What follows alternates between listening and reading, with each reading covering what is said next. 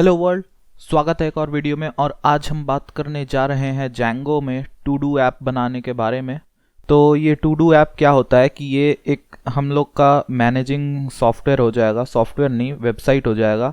ये एक ऐसा वेबसाइट होगा जो कि हमारा एक्टिविटी मैनेज करेगा। हम लोग को कुछ नहीं करना है, हम लोग को बस इसमें जाना है, हम लोग क्या करना चाह रहे हैं वो लिख देना है और जब हो जाए हमारा तो फिर चेक कर देना है कि वो हो गया है। तो हम लोग ये एक टू डू ऐप बनाने जा रहे हैं। तो हम लोग सबसे पहले देख लेते हैं कि ये ऐप दिखेगा कैसा चालू होने के बाद, जब ये बन जाएगा तो कैसा दिखेगा। तो उसके लिए यहाँ पे जल्दी से अपना सर्वर चालू कर देते हैं। python manage.py run server, और इससे हमारा सर्वर स्टार्ट हो गया है। तो मेरे को हर चीज़ प्राइवेट में करना है क्योंकि मेरे को फॉर्म डेटा अपना सेव नहीं करना है। तो ये खुल गई है हमारी वेबसाइट। यहाँ पे हमारे पास यहाँ पे एक फॉर्म है, ये फॉर्म है हमारा। इसको हम लोग फिल करके अपना जो भी हम लोग को टास्क है वो दे सकते हैं। यहाँ पे कुछ लिखा हुआ है इंटरेस्टिंग बनाने के लिए। ये फॉर्म भर के हम लोग अपना टास्क दे सकते हैं और फिर जो जो हमारा टास्क है वो यहाँ पे दिखाएगा। यहाँ पे ऐसे टाइटल, डिस्क्रिप्शन, और हम लोग अगर चाहें तो किसी भी टास्क को एडिट या डिलीट कर सकते हैं। जैसे कि सपोज मेरा ये वाला करना हो गया है तो इसको एडिट करके इसको चेक कर दे, सबमिट कर दें। और अब इसको भी ऐसे देखो, ये एक स्ट्राइक हो गया है, ये हो गया है। और अब अगर हम लोग को कुछ डिलीट करना है तो हम लोग ऐसे डिलीट, तो यहाँ पे हम लोग से कंफर्म कराएगा are you sure you want to delete task, और फिर यहाँ पे इसका टाइटल, ये डिस्क्रिप्शन। अब अगर हम लोग को डिलीट नहीं करना है तो हम लोग चाहे तो एडिट भी कर सकते हैं या फिर कैंसिल करके मेन पेज पे जा सकते हैं, होम पेज पे। तो मेरे को ये डिलीट करना है तो डिलीट हो गया ये हमारा। इसको छोटा कर देते हैं और अब यहाँ पे हमारा वो वाला टास्क नहीं है। तो यहाँ पे एक तो नया टास्क बनाते हैं। तो मेक यूट्यूब वीडियो और यहाँ पे डिस्क्राइब करना है जैंगो टू डू ऐप, ठीक है, DJ। यहाँ पे हमारे पास एक चेक बॉक्स है, इसको हम लोग चेक कर सकते हैं या नहीं कर सकते हैं, डिपेंड करता है। अगर ये काम हो गया है तो इसको चेक कर देते हैं, और अगर नहीं हुआ है, इसको करना बाकी है, तो इसको चेक नहीं करना है और ऐसे सबमिट कर देंगे। और यहाँ पे मेक यूट्यूब वीडियो, यहाँ पे डिस्क्रिप्शन आ गया। इसको अब अगर हम लोग वीडियो अपना बना चुके हैं तो यहाँ पे हम लोग जल्दी से इसको टिक कर देंगे और सबमिट कर देंगे। तो ये वाला ऐसे स्ट्राइक हो जाएगा कि ये काम हो चुका है, ठीक है। तो हम लोग ऐसे ही कर सकते हैं। और ये देखने में बहुत सुंदर लग रहा है। ये बूटस्ट्रैप से बनाया गया है, फ्रंट एंड बूटस्ट्रैप से बनाया है और बैक एंड जैंगो में लिखा गया है। तो ये एक तो हमारा नैव बार हो गया, यहाँ पे हमारा सर्विसेज है। ये बस एक तो टेम्पलेट है, अभी इतना कुछ बनाया नहीं है। अबाउट पेज भी नहीं बना है, सर्विसेज पेज भी नहीं बना है, और ये सर्च वाला जो फॉर्म है ये भी काम नहीं करता है। लेकिन इस वेबसाइट की सबसे अच्छी बात ये है कि ये रेस्पॉन्सिव है। मतलब कि इसको ऐसे अगर हम लोग छोटा करके भी देखेंगे तो भी ये बहुत अच्छे से काम करेगा। देखो दिख ही रहा होगा। तो ऐसे हम लोग का यहाँ पे नैव आ गया, और यहाँ पे हम लोग ऐसे भी चाहें तो लिख सकते हैं और यहाँ पे सबमिट कर देंगे। जैसे कि मेरे को टास्क 1 लिखना है और सबमिट कर देंगे तो ये टास्क 1 आ गया हमारा। अब इसको अगर डिलीट करना है या फिर मेरे को चलो एडिट करना है, इसको टास्क 1 अपडेटेड और सबमिट कर दें तो यहाँ पे टास्क 1 अपडेटेड आ गया। तो इसी तरह से ये काम करता है। अब हम लोग पहले समझ लेते हैं कि जैंगो कैसे काम करता है और HTML CSS क्या होता है, जावास्क्रिप्ट क्या होता है। वैसे इस कोर्स को देखने के लिए बस HTML और CSS बेसिक्स आना चाहिए, ठीक है, क्योंकि हम लोग बूटस्ट्रैप यूज़ करने वाले हैं getbootstrap.com से। तो इसको देखने के लिए सिर्फ HTML और CSS आना चाहिए, जावास्क्रिप्ट नहीं आने से भी चलेगा, क्योंकि जो भी हमारा रिक्वायरमेंट है HTML CSS और जावास्क्रिप्ट का वो हम लोग को सारा गेट बूटस्ट्रैप से मिल जाएगा। यह है हमारा गेट बूटस्ट्रैप का वेबसाइट, खुल गया है। यहाँ पे हम लोग डॉक्यूमेंटेशन में जाके इसको पढ़ सकते हैं कि ये काम कैसे करता है। यहाँ पे हमारे पास बहुत सारे कंपोनेंट्स हैं, जैसे कि अलर्ट हो गया, बटन हो गया, कार्ड हो गया, फॉर्म हो गया, ठीक है, नैव बार हो गया, बहुत कुछ है हमारे पास। तो मेरे को अभी बस डॉक्यूमेंटेशन में जाना है। ये वाला अगर किसी को नहीं समझ में आ रहा है तो पढ़ लेना। और हम लोग जैंगो के बारे में भी एक बार देख लेते हैं। तो अगर किसी को जैंगो के बारे में नहीं पता है या उसको जानना है जैंगो के बारे में, तो ये djangoproject.com जो है ये Django का ऑफिशियल डॉक्यूमेंटेशन है। तो यहाँ पे कोई भी जाके Django के बारे में पढ़ सकता है। तो अगर किसी को जानना है इसके बारे में ऑफिशियली क्या बोला जाता है या क्या है, तो ये वाला पढ़ लेना। और नहीं तो फिर बढ़ते हैं हम लोग अपने प्रेजेंटेशन की तरफ। आगे बढ़ते हैं। तो सबसे पहले what is Django? Django is a high-level Python-based web framework that lets you create strong backend for web apps और वेबसाइट। Django बेसिकली वेबसाइट बनाने के काम आता है।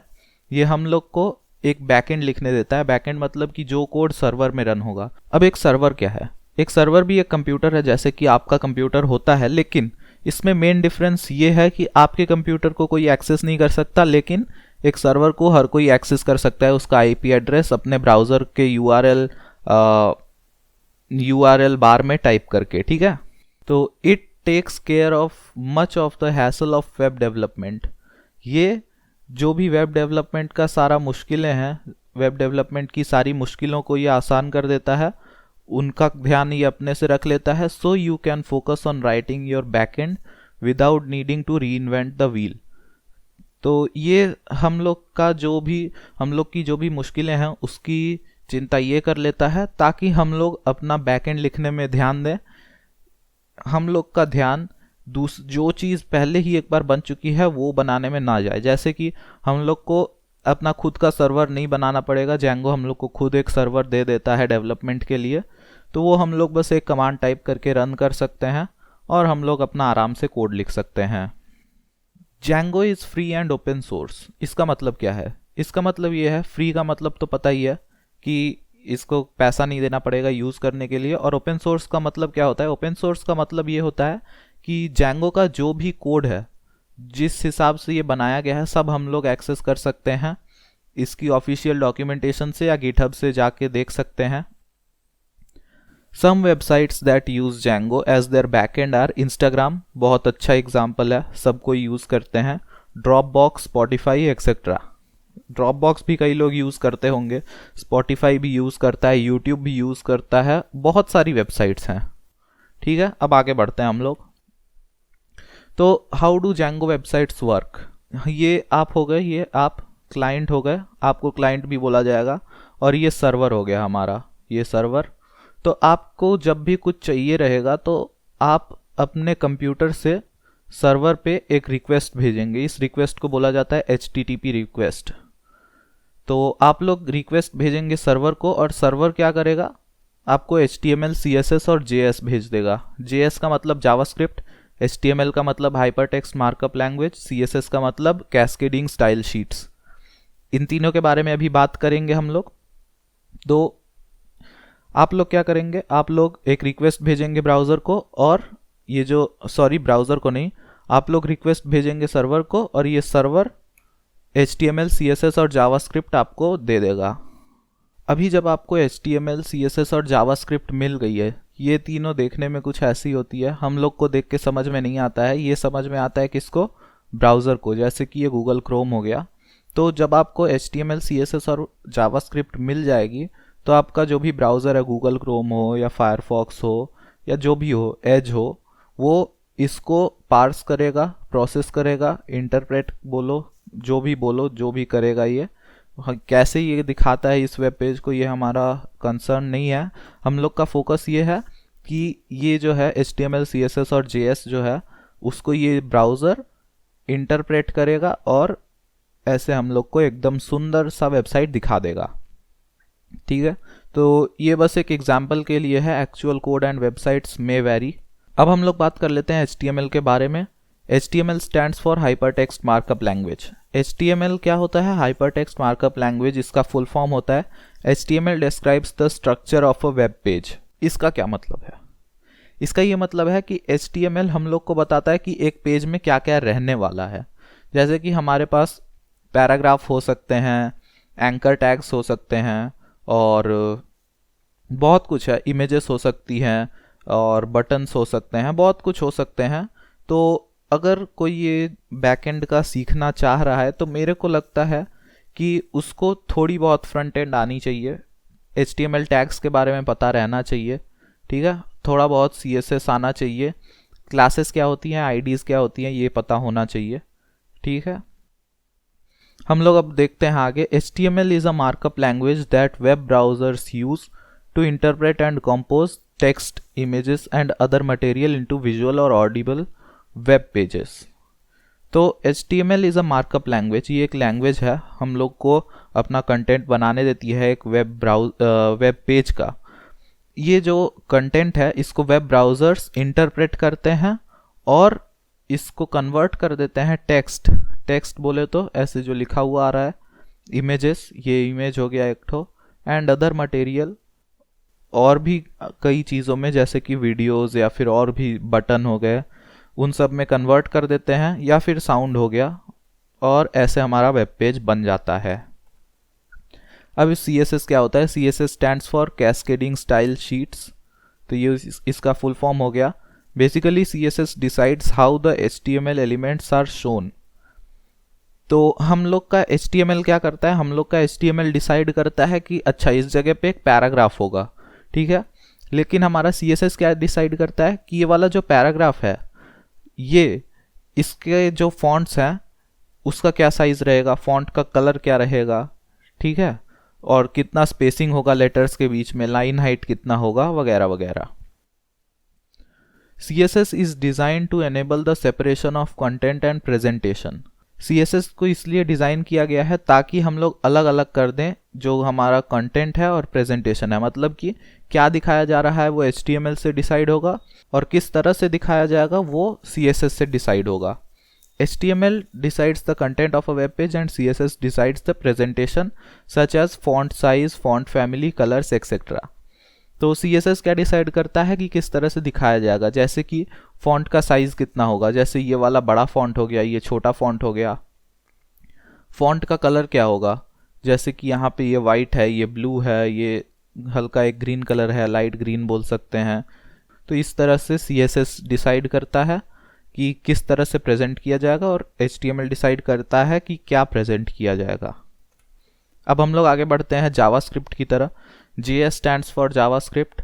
JS decides how the HTML elements interact. इसका मतलब क्या हुआ कि हम लोग कई जगह पे देखे होंगे कि किसी वेबसाइट पे एक बटन है, उस पर जब हम लोग अपना माउस ले जाते हैं तो उसका कलर चेंज हो जाता है। ये किया गया है जावास्क्रिप्ट से। जावास्क्रिप्ट का ये काम होता है कि ये डिसाइड करता है HTML एलिमेंट्स जो हैं ये कैसे इंटरैक्ट कर रहे हैं, जैसे कि कलर चेंज हो गया, साइज चेंज हो गया, और भी बहुत सारी चीज़ें हैं। इसके अलावा इसका एक और फंक्शन है। फंक्शन मतलब कि इसका एक और यूज़ है, वो क्या है? Other than that JS is used by many websites for client side calculations and page behaviour. मतलब कि जो भी हमारा Django का कोड है वो तो सर्वर में रन करेगा, और सर्वर में रन कराने के लिए हम लोग को वेबसाइट को रिफ्रेश करना पड़ेगा, और जावास्क्रिप्ट क्या करेगा कि ये कैलकुलेशन करेगा बिना पेज को रिफ्रेश किए, या अगर रिफ्रेश करे भी तो ये हमारे कंप्यूटर पे कैलकुलेशन करेगा। जावास्क्रिप्ट आएगा, सारा कोड आएगा हमारे कंप्यूटर में और कैलकुलेशन हमारे कंप्यूटर में होगा। और ये पेज बिहेवियर का वही मतलब हो गया, बटन का कलर चेंज होगा, साइज चेंज होगा, क्लिक करने पे एक एनिमेशन प्ले हो जाएगा, वही सब। अब हम लोग ये समझने की कोशिश करते हैं कि HTML, CSS और JS कैसे तीनों मिलके एक साथ काम करते हैं, एक एग्जाम्पल लेके। तो let us take a human for example. हम लोग अगर एक ह्यूमन को एग्जाम्पल लें तो HTML is the skeleton of that human, the main content that gives him a structure. HTML जो है वो हम लोग को स्ट्रक्चर देता है, हमारी बॉडी को HTML यानी कि स्केलेटन स्ट्रक्चर देता है। CSS is his appearance. ये हो गया हमारा CSS। CSS क्या डिसाइड कर रहा है? हमारा स्किन का कलर क्या है, हेयर स्टाइल कैसा है, क्लोथ्स कैसे पहने हैं हमने, और एक्सेट्रा। अब लास्ट वाला हमारा है JS। JS is his brain that let's him interact with others. तो हमारा ब्रेन हो गया जावास्क्रिप्ट, इससे हम लोग दूसरों से इंटरैक्ट करते हैं, या फिर दूसरों से अगर नहीं भी करें तो हम लोग प्रोग्रामिंग करते हैं, किताब पढ़ते हैं, और भी बहुत कुछ करते हैं। तो ऐसे तीनों मिलके एक साथ काम कर रहे हैं। अब हम लोग Django प्रोजेक्ट कैसे काम करता है ये समझ लेते हैं। ये एक बहुत ही ब्रीफ इंट्रोडक्शन टाइप का है, Django प्रोजेक्ट कैसे काम करता है। तो a Django project consists of a number of apps that can interact with each other. This can be better understood with the help of this Venn diagram. ये जो हमारा बड़ा वाला सर्कल है ग्रे कलर वाला, ये है हमारा पूरा Django प्रोजेक्ट, और ये जो छोटे छोटे सर्कल्स हैं ये हैं अलग अलग ऐप. ये ग्रीन वाला हो गया 1, ये येलो वाला हो गया 2, ब्लू वाला हो गया 3, रेड वाला हो गया 4, ये रेड वाला हो गया 4. ये जो ऐप्स हैं ये एक दूसरे से इंटरैक्ट कर सकते हैं, डेटा का ट्रांसफ़र कर सकते हैं. तो ये एक बहुत ही ब्रीफ क्या बोलते हैं इंट्रोडक्शन था कि कैसे Django के ऐप्स काम करते हैं. ठीक है, तो मेरे को उम्मीद है कि ये समझ आया होगा. अभी के लिए इस वीडियो में इतना ही. अब हम लोग अगले वीडियो में काम करेंगे, इस वेबसाइट को बनाएंगे, और तब तक के लिए मेरे को बस ये बोलना है कि ये वाली जो वेबसाइट है ये गिटहब पे मिल जाएगी, इसका लिंक मिल जाएगा डिस्क्रिप्शन में.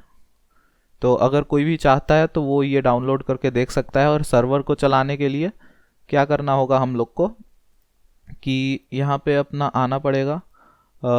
ये हो गया, मेरा खुल गया VS Code. अगर VS Code किसी का नहीं भी है तो बस उस वाले डायरेक्टरी में आना होगा जहाँ पे manage.py है. अपना टर्मिनल खोल के लिखना पड़ेगा python manage.py run server.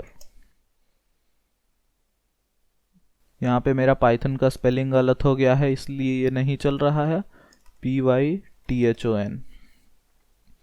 और उसके बाद ये खुद ही बोल देगा. और अब इस लिंक पे हम लोग को जाना है और मेरे को इस जगह पे जाना है. ये हो गया, मेरा खुल गया. ठीक है, अब हम लोग चाहते हैं तो यहाँ पे कुछ भी कर सकते हैं. ठीक है, तो मेरे को उम्मीद है कि ये समझ में आया होगा. अगर समझ में आया हो तो इस वीडियो को लाइक करें. अगले वीडियो से हम लोग काम करना चालू कर देंगे. ठीक है, फिर मिलेंगे.